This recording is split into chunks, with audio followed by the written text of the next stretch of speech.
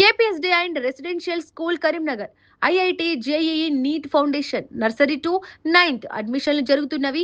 KPS Jagtial road Rekurthi. Phone 8886629225.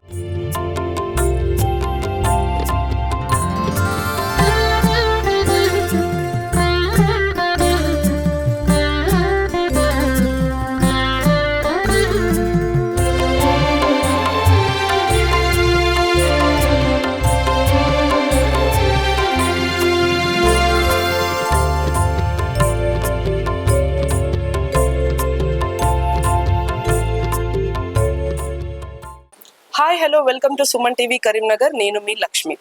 ప్రతి ఒక్కరు 7 శనివారాల వ్రతం చెయ్యాలి అని ఉంటుంది. అలానే ఎక్కువగా మనం వింటుంది కూడా ఇదే. అసలు చాలా మందికి డౌట్ ఉంది, ఈ 7 శనివారాల వ్రతం ఎలా చేస్తారు, అసలు ఎందుకు చేస్తారు, దీని విశిష్టత ఏంటి, పూజా విధానం ఏంటి. ఇప్పుడు ఎక్కడ చూసినా కానీ ప్రతి ఒక్కరు అదే వ్రతం చేస్తున్నామని చెబుతున్నారు. మరి అసలు ఆ వివరాలు ఏంటో తెలుసుకోవడానికి మనతో పాటు పంతులు గారు ఉన్నారు. అడిగి తెలుసుకుందాం. చెప్పండి పంతులు గారు, అసలు ఏంటి ఆ వ్రతం యొక్క విశిష్టత ఏంటి, ఎలా చెయ్యాలి, అలానే విధానం, నియమాలు ఏంటో చెప్పరా మా సుమన్ టీవీ ప్రేక్షకులకు. తప్పకుండా. ఈ సప్త శనివార వ్రతము అనేటువంటిది అనాదిగా వస్తున్నటువంటి వ్రతం. ఈ వ్రతాన్ని ఆచరించినటువంటి భక్తులకి వెంకటేశ్వర స్వామి సాక్షాత్తు కల్పవృక్షంగా మారి భక్తుల యొక్క కోరికలు తీరుస్తూ ఉంటాడు. అతి ముఖ్యంగా దీన్ని మన పెద్దవాళ్ళు ఆచరించి ఎలా ఆచరించారో చెప్పారనమాట. అతి ముఖ్యంగా ఈ 7 శనివార వ్రతం ఎందుకు ఆచరిస్తా అని చెప్పంటే, స్వామివారికి 7 కొండలు ఉన్నాయని చెప్పి ప్రతీతి. అలాంటి 7 కొండల వాడికి 7 వారాలుగా మనం వ్రతం ఆచరిస్తే మన యొక్క కోరికలు తీరుస్తారని చెప్పనేటువంటి విశ్వాసంతో భక్తులు చేస్తూ ఉంటారు.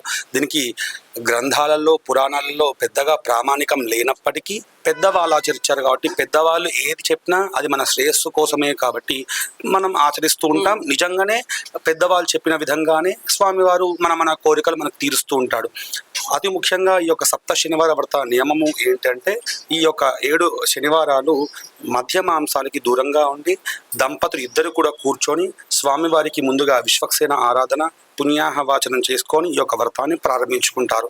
ఇంట్లో చేసేటువంటి వ్రతం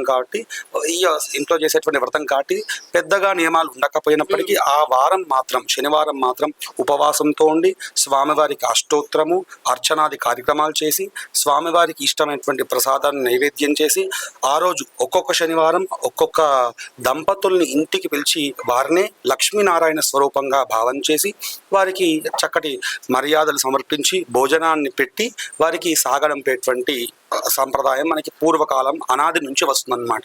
ఇలాగా 7 శనివారాలు ఎవరైతే ఆచరిస్తారో ఆచరించిన తర్వాత కొండ మీదకి వెళ్ళి లేదా ఆలయానికి వచ్చి స్వామివారికి ఇతరత్ర మన యొక్క స్తోమతను బట్టి కళ్యాణము లేదా అభిషేకము, అర్చన, ప్రసాదాన్ని సమర్పిస్తూ ఉంటారు. ఇలా సమర్పించినటువంటి భక్తులకి ఉన్నటువంటి దీర్ఘకాలిక సమస్యలు అంటారు కదా, సంతానం కోసం కొంతమంది చేస్తారు, వివాహం కోసం కొంతమంది చేస్తారు, ఆరోగ్యం కోసం కొంతమంది చేస్తారు. ఇవన్నీ కాకుండా మనిషికి కావాల్సింది మానసిక ప్రశాంతత. అలాంటి ప్రశాంతత ఇచ్చేటువంటి దైవమే ఈ శ్రీనివాసుడు అన్నమాట. ఎవరైతే ఈ సప్త శనివార వ్రతాన్ని ఆచరిస్తూ ఉంటారో 10 మందితో చేపిస్తూ ఉంటారో వారి యొక్క సమస్యలకి బాధ్యత నేను వహిస్తానని చెప్పి స్వామివారు చెప్పారనమాట. వెంకటాద్రి సమం స్థానం బ్రహ్మాండే నాస్తి కించన వెంకటేశ సమో దేవో న భూతో నా భవిష్యతి. కలియుగంలో ఏ దైవాన్ని ఆరాధించకపోయినప్పటికీ ఖచ్చితంగా ఆరాధించాల్సినటువంటి దైవం, ఏకైక దైవం వెంకటేశ్వర స్వామి. వెంకటాద్రి సమం స్థానం, వెంకటేశ్వర స్వామి ఉండేటువంటి స్థానం అంటే కొండ లాంటి వెంకటేశ్వర స్వామి, తిరుపతి లాంటి కొండ. సమం స్థానం, దానికి సమంగా ఉండేటువంటి స్థానం. బ్రహ్మాండే నాస్తి కించన, ఈ బ్రహ్మాండం మొత్తంలో కూడా ఎక్కడా లేదు. అలాగే వెంకటేశ సమోదేవో, వెంకటేశ్వర స్వామి వారికి సరితూగేటువంటి దైవం. నా భూతో నా భవిష్యత్తి అంటే భూత భవిష్యత్ వర్తమాన కాలంలో ఇలాంటి దైవం రాబోడు అని చెప్పి ఈ యొక్క శ్లోక అర్థం అన్నమాట. కాబట్టి ఇంత గొప్పటి వెంకటేశ్వర స్వామిని ఎవరైతే ఆరాధిస్తారో ఖచ్చితంగా 100% వారికి ఉండేటువంటి సమస్యలు తొలగుతాయి. ఈ 7 శనివారాల వ్రతంలో మనకి ఏంటి ఏవైతే ప్రసాదాలు ఉంటాయో ఇవే సమర్పించాలి, ఇవే చెయ్యాలి అనేమన్నా ఉంటుందా గురువుగారు? బట్ కొన్ని నియమాలు చెప్పారనమాట. అంటే ఎలాంటి నైవేద్యాన్ని సమర్పించినా స్వామివారు స్వీకరించడానికి సిద్ధంగా ఉన్నప్పటికీ కొన్ని ప్రసాదాలు తిరుపతిలో ఉన్న విధంగా స్వామివారికి పరమాన్నం అంటే ఇష్టం, అలాగే పానకము అంటే ఇష్టం అని చెప్పి మనకు పెద్దవాళ్ళు మనకు చెప్పారనమాట. ఆ విధంగా పానకము, వడపప్పు, పరమాన్నము, పులిహోర, ఇతరత్ర ప్రసాదాలు స్వామివారికి సమర్పించడం ద్వారా అతి ముఖ్యంగా బెల్లంతో చేసినటువంటి పదార్థాలు స్వామివారికి సమర్పిస్తారు. బెల్లము ఎందుకు బెల్లంతోనే అని చెప్పంటే బెల్లాన్ని సూచించేటువంటి గ్రహం ఏదైతే ఉందని చెప్పంటే, అంటే ఉదాహరణకి జ్యోతిష శాస్త్రంలో ఒక్కొక్క గ్రహానికి ఒక్కొక్క రెమెడీ చెప్పినట్టుగా శనికి ఇచ్చేటువంటి ప్రసాదం బెల్లంతో ఉన్నటువంటి ప్రసాదంగా ఇస్తే మనకు ఉండేటువంటి శని బాధలు తొలుగుతాయని చెప్పి చెప్తారనమాట. ఎలాంటి ప్రసాదం చేయకపోయినప్పటికీ బెల్లంతో చేసినటువంటిది లేదా నువ్వులతో చేసినటువంటి బెల్లము, నువ్వులు చేసినటువంటి ఆ యొక్క ఉండని స్వామివారికి నైవేద్యంగా సమర్పిస్తారు. నువ్వులు అనేటువంటిది శని ధాన్యం. అలాగా ఈ యొక్క శని ధాన్యాన్ని వెంకటేశ్వర స్వామికి నివేదన చేస్తే ఈ బెల్లము అలాగే ఈ యొక్క నువ్వులతో చేసినటువంటి ఆ యొక్క లడ్డూని స్వామివారికి నైవేద్యం చేయడం ద్వారా శని బాధలు తొలుగుతాయని చెప్పి మనం పెద్దవాళ్ళు చెప్పారు. అలానే అయ్యగారు ఇందులో 7 దీపాలు అనేవి పెడతారు. 7 దీపాలే ఎందుకు పెట్టాలి? 1, 2 అలా ఎందుకు పెట్టుకోకూడదు? అదే మనం చేసేటువంటి వ్రతానికి పేరే సప్త శనివార వ్రతం. సప్త అని చెప్పంటే 7 అని అర్థం అనమాట. సప్తగిరీశ్వర అని చెప్పంటారు వెంకటేశ్వర స్వామిని, అంటే 7 కొండల వాడ అని అర్థం అనమాట. అలాంటి 7 కొండల వాడికి చేసినప్పుడు మరి వాడికి నచ్చినటువంటి కార్యమే మనం చేస్తున్నాం కాబట్టి వారికి నచ్చిన విధంగానే స్వామి వారికి ఆయా దీపాలను సమర్పించాలి కాబట్టి 7 దీపాలు అని చెప్పి మనకు పెద్దవాళ్ళు చెప్తూ ఉంటారు. మొత్తానికి 7 శనివారాల వ్రతం చేస్తే తప్పకుండా మన కోరికలు నెరవేరుతాయి అని ప్రతి ఒక్కరు విశ్వసిస్తున్నారు. దీని గురించి మీరు ఏమంటారు? ఖచ్చితంగా.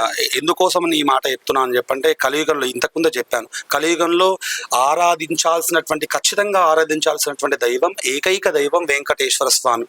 మీరు చూస్తే ఆరోగ్యం బాగాలేదు, కొండ మీదకి వెళ్ళొస్తే స్వామివారి దర్శనం చేసుకుంటే ఆరోగ్యం కుదుటపడుతుంది.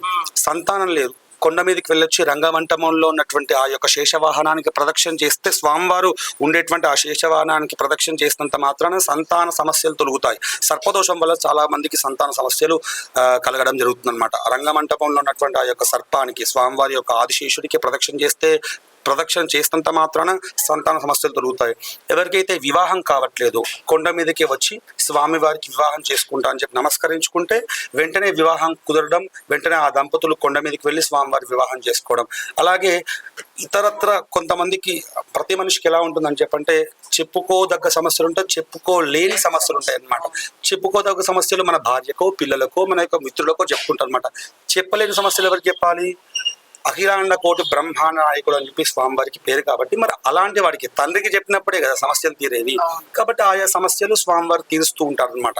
అంటే ఇంత మాత్రం చేత ఎవరికి ఏం కావాలో ఇచ్చేటువంటి దైవం వెంకటేశ్వర స్వామి అన్నప్పటికీ మరి 7 వారాలు మనం వ్రతం చేసినప్పుడు స్వామివారు ఎందుకు కరుణించాడు? ఖచ్చితంగా కరుణించి తీరుతాడు.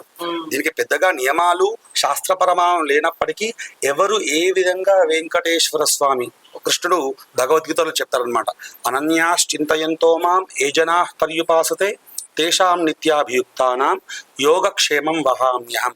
ఎవరైతే అనన్య భక్తితో చింతయంతో మాం, ఎవరైతే నన్ను చింతిస్తూ ఉంటారో అనన్య భక్తితో, ఏ జనా పర్యుపాసతే తేషాం నిత్యాభియుక్తానాం యోగక్షేమం వహామ్యహం, వారి యొక్క యోగక్షేమాలు ఖచ్చితంగా నేనే స్వయంగా చూసుకుంటా అని చెప్పి స్వామివారు చెప్తారు భగవద్గీతలో. అంటే మనుషులైతే మాట ఇచ్చిన తర్వాత మాట తప్పేటువంటి గుణం మనిషికి ఉంటుంది, వెంకటేశ్వర స్వామి ఆ యొక్క గుణం ఉండదు అనమాట. కాబట్టి ఖచ్చితంగా వారి యొక్క కోరికలు తీరుస్తాడు స్వామివారు. ధన్యవాదాలు అయ్య గారు, చాలా చక్కగా వివరించారు మన సుమన్ టీవీ ప్రేక్షకులకు. విన్నారు కదండి, సప్త శనివారాల వ్రతం మన కలియుగ దైవాన్ని మొక్కుకుంటే ఏదైనా తీరకుండా ఉండదు. అలానే వివాహం కానీ లేకపోతే వ్యాపార రీత్యా, ఆరోగ్యం, ఎలాంటి సమస్యలు ఉన్నా కానీ సప్త శనివారాల వ్రతం నియమనిష్టలతోటి తప్పకుండా పాటిస్తే ఏది మందు, మద్యం అలాంటివి ఏవి ఇంట్లోకి రాకుండా, అలానే మనకి ఏదైతే తోచింది ఉంటుందో బెల్లంతోటి కానీ నువ్వులతోటి కానీ ఆయనకి ఆ ప్రసాదం సమర్పించడం, ఇలాంటివన్నీ చేసి ఎవరైతే సప్త శనివారాలు 7 వారాలు వ్రతం పూర్తి చేస్తారో వాళ్ళకి తప్పకుండా దైవ అనుగ్రహం అనేది ఉంటుంది. అలానే వెంకటేశ్వర స్వామి కలియుగ దైవాన్ని నమ్ముకుంటే ఎవ్వరికి, ఆ తండ్రిని నమ్ముకున్న వాళ్ళకి అన్యాయం జరగదండి. సో తప్పకుండా మీరందరూ సప్త శనివారాల వ్రతం ఎవరైతే చేశారో, చెయ్యబోతున్నారో వాళ్ళు కామెంట్ సెక్షన్ లో కామెంట్ చేయండి. మరొక వీడియోతోటి మళ్ళీ కలుసుకుందాం. నేను మీ లక్ష్మి గండికోట, సైనింగ్ ఆఫ్.